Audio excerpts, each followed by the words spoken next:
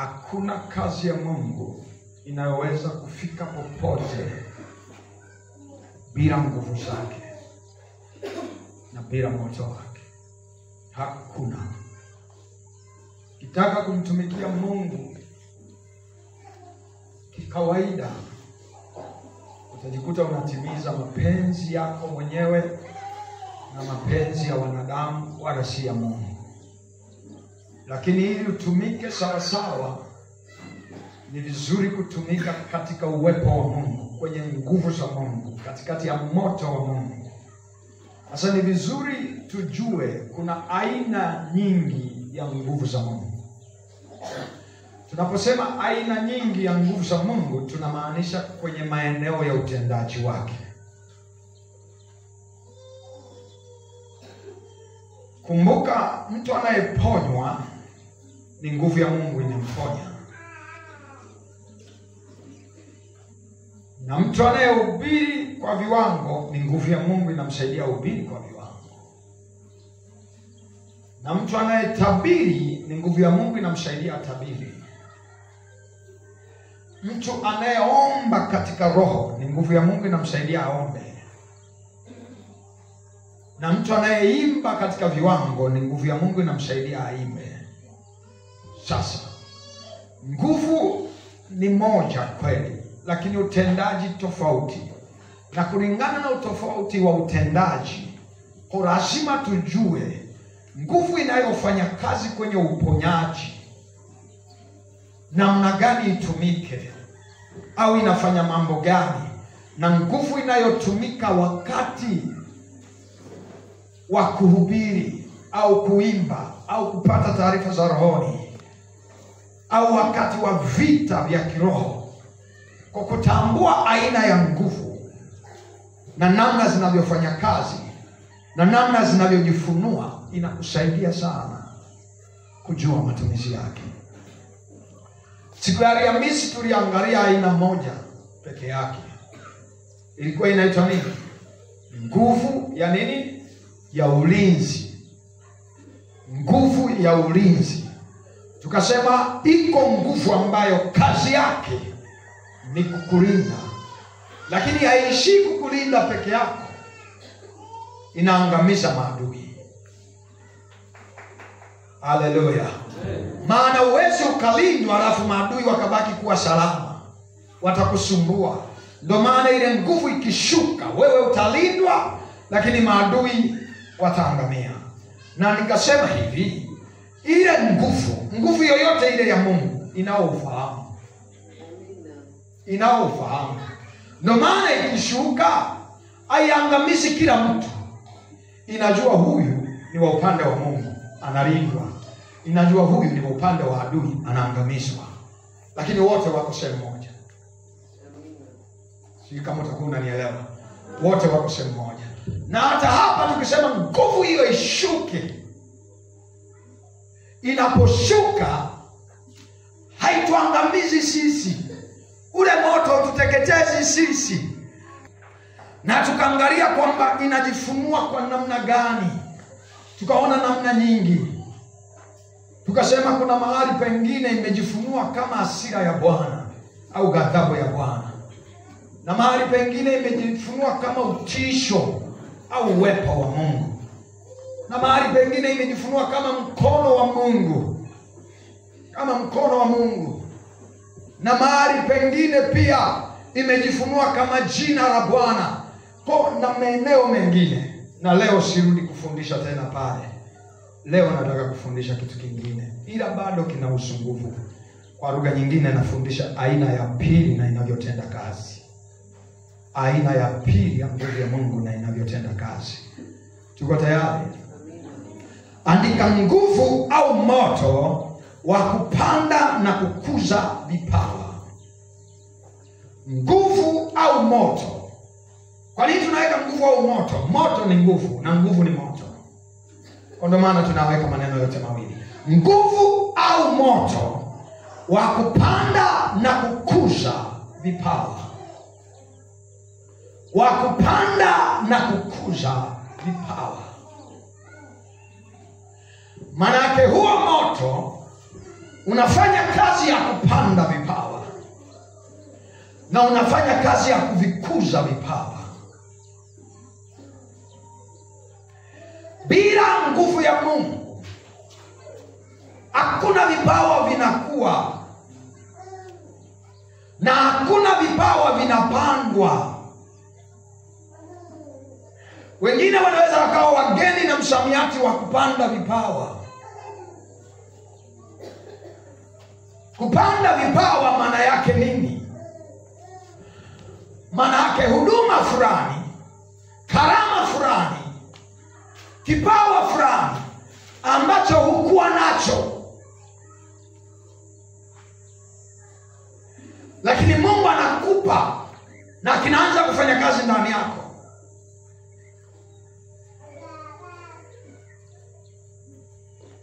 Au kinahamishwa kutoka kwa mtu mwingine kwenda kwa mtu mwingine.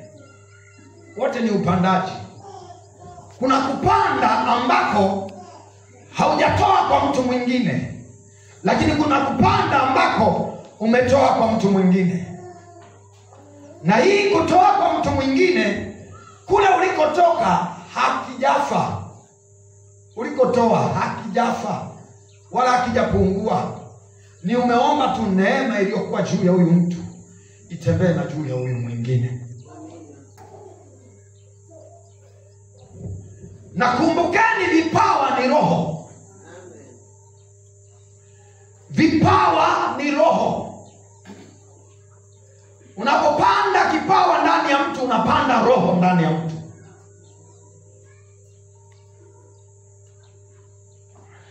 Na unapohamisha kipawa, unahamisha roho. Sasa ukitoa roho kwa Martini ukapanda kwa Mengi, haina maana kwa Martini imeondoka. Nenda pamoja. Inaitwa roho. Haishiwi, haikauki. Ndio maana Musa, Mungu alimwambia, una kundi kubwa, unahitaji watu wa kukusaidia kazi. Kwa hiyo wewe Musa, nimekuita kwa ajili ya kuwatoa wana wa Israeli kule waliko na kuwapeleka nchi ya ahadi. Nikiwaleta watu wengine wasio na roho ya kwako, mtasumbuka njiani. Maana wao watakuwa wanataka hiki na wao wanataka hiki. Hiyo ndio sababu Mungu anahamisha. Kwa hiyo Mungu akasema, sasa wakusanye watu walioonekana kuwa waaminifu, walioonekana kuwa watu smart, walioonekana kuwa watu makini na viongozi wazuri.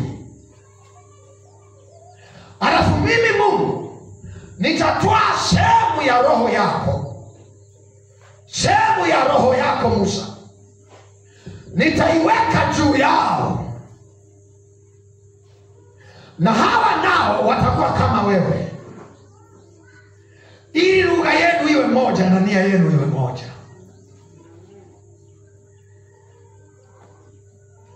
Sika mtakuwa mmenielewa? Ndio maana ya kuhamisha. Kuhamisha manake ni kumpata mwingine wa aina yako. Ndio maana mtu akiwa ana mafuta ya kuabudu, alafu ukamwona mwingine ana rutuba hiyo ya kupandiwa, unahamisha haya mafuta ya kuabudu, unapanda kwa huyo wa pili. Ulikuwa naye mmoja, sasa unao wawili. Kwa hiyo kazi ya Mungu haijapungua, imeongezeka. Lakini huwezi kupanda bila uwepo wa nguvu za Mungu. Huwezi kupanda bila uwepo wa moto wa Mungu. Na tukumbuke, hakuna moto, hakuna nguvu bila neno la Mungu, bila Roho Mtakatifu, bila maombi. Hakuna moto. Mahali popote ambapo neno hamna, maombi hamna, Roho Mtakatifu hayupo, huwezi panda chochote. Haki yote hata ukipanda. Na ndio maana ni ngumu mno kumuita mtu mpagani kabisa, ukasema leo nakupandia roho, haitaota, maana Roho Mtakatifu hayuko kule ndani. Lazima ukoke kwanza.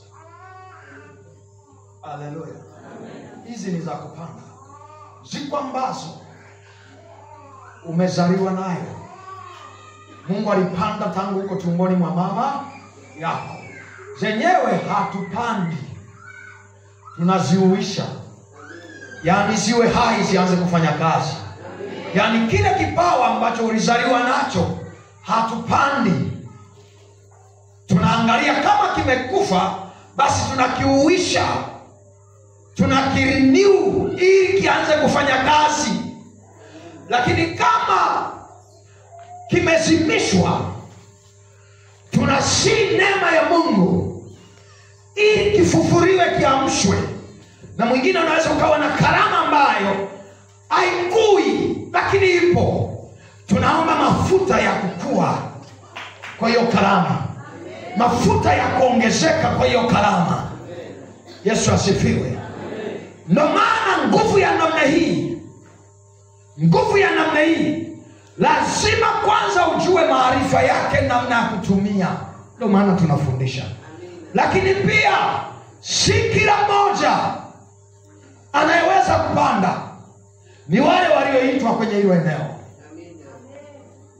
Narudia tena, si kila mmoja ati kwa sababu tu ni mtumishi wa Bwana basi umeruhusiwa kupanda vipawa. Vipawa vinapandwa na mtu mmoja peke yake mwenye sifa ya ubaba, na sababu ni moja, ndiye mlezi wa vipawa. Naomba unisikilize vizuri na unielewe. Kuna mtu ni mtumishi, anaweza akawa mchungaji, akawa askofu, akawa nabii, lakini hana ubaba.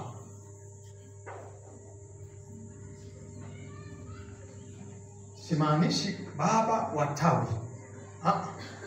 Kila mmoja tawini kwake ni baba wa kanisa lile. Kila mmoja. Na maanisha baba wa huduma. Amina. Haleluya. Baba wa huduma ana utofauti mkubwa. Kukuza kanisa ni kutafuta washirika wawe wengi. Kukuza vipawa ni kutengeneza watenda kazi. Ni vitu viwili tofauti kabisa.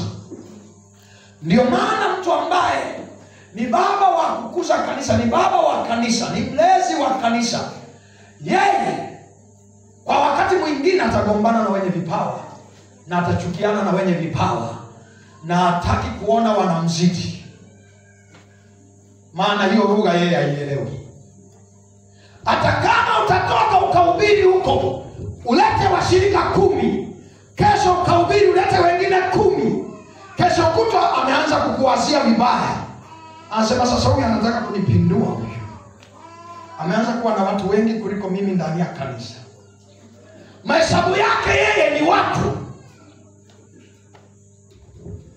Unanisikiliza? Mahesabu yake yeye, jicho lake yeye ni watu.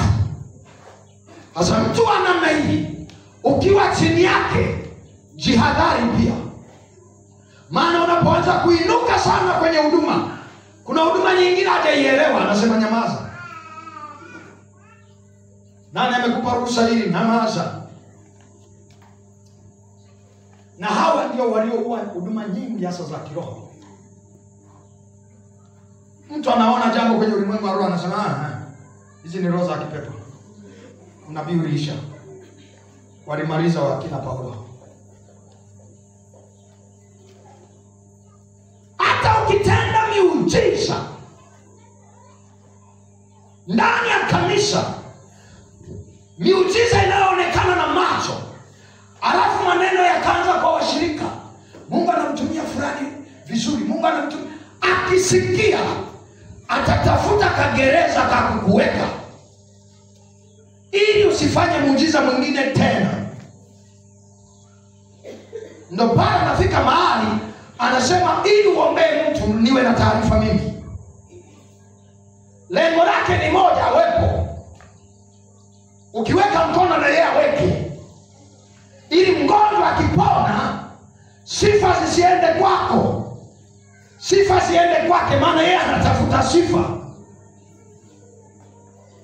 Lakini baba wa vipawa anaweza kukuangalia usoni, una chochote, lakini akaiona ardhi ya ndani, akasema hii ardhi inaweza kubeba mafuta ya uchungaji, na akapanda roho ya kichungaji ndani yako, na akaikuza, na ukawa mtumishi mkubwa kuliko unavyofikiri. Maana ndio tulichoitiwa. Nilichoitiwa sio wingi wa watu, nilichoitiwa ni wingi wa watendakazi. Shauku yangu mimi, njaa yangu mimi, natamani kila ninayemwona awe na kajukumu fulani ndani ya kanisa, awe na jambo fulani la kufanya. Nitengeneze wanajeshi wengi, ili huyo akipiga mashariki, huyo apige kaskazini, huyo akipiga kusini, na huyo apige magharibi. Tuwe watendakazi. Na ndio maana usiku na mchana nina vita na ufalme wa giza, kwa sababu wanajua sitengenezi wa Kristo, natengeneza watendakazi.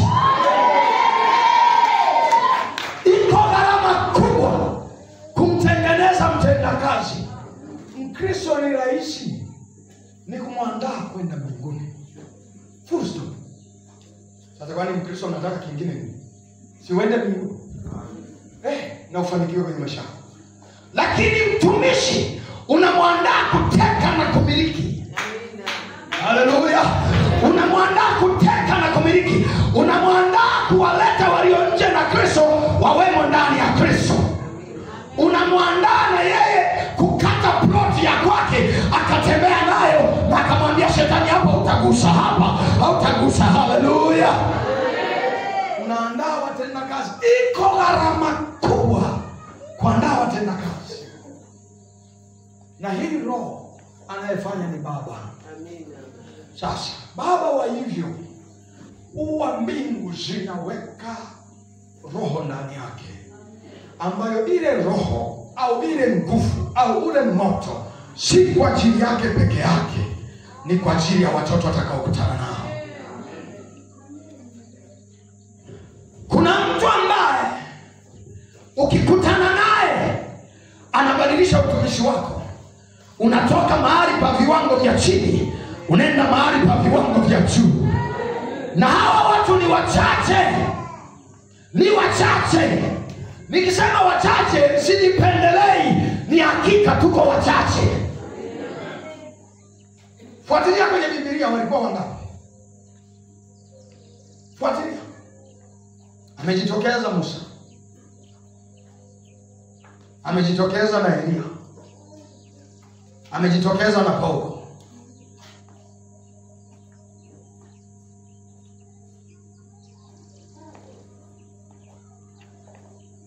Ibrahim alikuwa baba wa imani.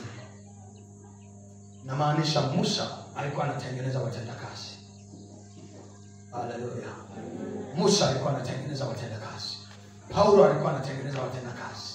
Ndio maana Paulo anakutana na watu kanisani wamejaa, akiwaangalia anaona wamekaa na macho ya ushirika tu. Yeye anataka wao watendakazi. Anawauliza, mlipokea Roho Mtakatifu? Yaani mlipokea moto nyinyi? Uliobeba vipawa na karama na huduma? Yaani mtu akikuuliza ulipokea Roho Mtakatifu, maana yake ulipokea unabii, ulipokea kunena kwa lugha,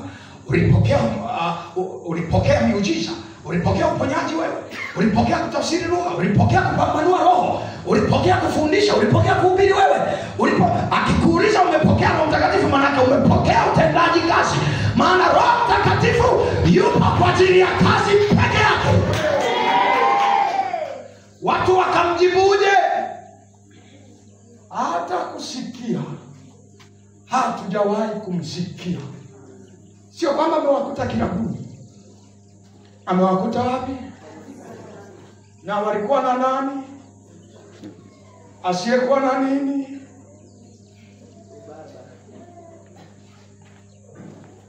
Wako na mchungaji, yeye anawaambia mumeokoka, mbinguni tutafika. Amen, amen. Mumeokolewa, na Yesu amekaribia kuja. Hawa ndio wanaotuombea tuende haraka mbinguni. Ni tofauti na baba mwenye mafuta ya kupanda vipawa. Mimi siombi tuende haraka mbinguni. Umefanya nini ndio uende mbinguni? mpaka tuifanye kazi. Mpaka tuifanye kazi kwanza. Mpaka tuifanye kazi kwanza. Haleluya. Haleluya. Alipowawekea mikono, Roho wa Mungu akashuka juu yao, moto ukashuka juu yao, wakaanza kunena kwa lugha, wakaanza kutabiri. Wengine wanafanya hivi mpaka Simeoni mchawi akasema, na mimi nigawie hiyo, niuzie hiyo uwezo. Ni wewe hatuuzi, wewe hatuuzi. Hatuuzi, tumepewa kwa neema na tunaitumia kwa neema, tena kwa hofu kubwa. Hatuuzi. Usije ukaleta hela kwangu nasema nipandie na mimi roho. Siuzi. Haleluya. Inapandwa bure, alafu inakuzwa kwa upendo. Wangapi mmenielewa?